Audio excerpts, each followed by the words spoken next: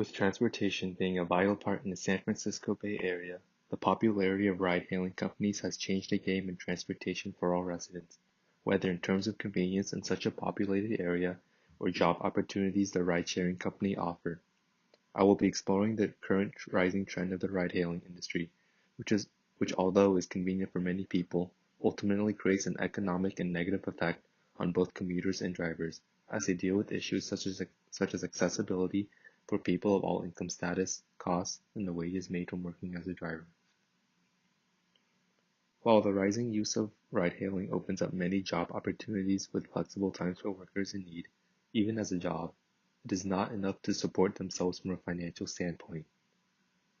The flexible work hours and the freedom that workers of ride-hailing companies have do not make up for the limited pay that they receive. Counting factors such as being entirely independent, gas, and vehicle miles driven also affect how much drivers get paid, as most of the factors involved are mostly provided by the drivers themselves. The risk of working many hours that end up making little pay and accounting all of the gas mileage spent can end up causing more harm than good for the working driver. Because the wages for ride-hailing jobs all depend on the concept of supply and demand, such as how many cars are on the streets, it may hinder greatly on how much drivers get paid. Through the concept of supply and demand, as demand goes higher, supply drops down lower. In this case, although the times where demand for Uber and Lyft rides may be at its highest point, with more cars out on the streets by drivers meaning to take advantage of the high demand of rides needed, the payment that drivers receive take a huge hit. Sometimes, less is actually more.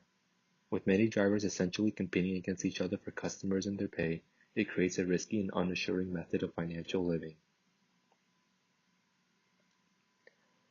Jobs and positions from other transportation companies serve as far more efficient solutions in terms of financial need for workers than if one were to take a job with a ride-hailing company.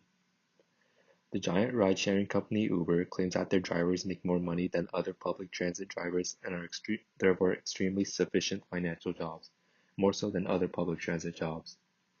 But this particular chart does not account for the costs that come with each transportation job.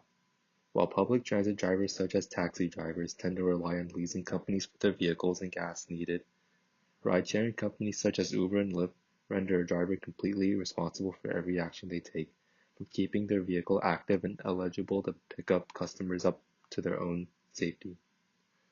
Accounting the costs that apply from the two different transportation jobs, the pay gap between ride-sharing and taxi driving is not as significant as Uber claims it to be.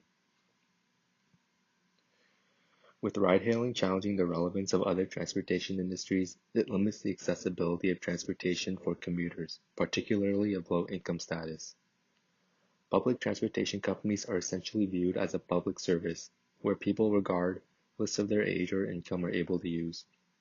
Many public transit companies also apply towards the youth, emphasizing the far more wide and easy accessibility towards the public transportation service, with companies such as AC Transit and the Valley Transportation Authority having student and youth discounts.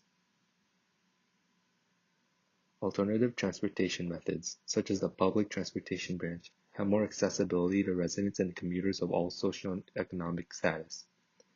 With public transit services, specifically a Bay Area service such as AC Transit services, they offer discounted rates, even free rides. The price system is set up as a way to be an affordable option for daily use, while ride-hailing is more of a convenient system, meant to be used in emergencies or at the very least a couple times per week. With the discount types that public transit offers, and even free rides on special occasions such as poor air quality, it is clearly geared toward those who cannot afford rides who need them.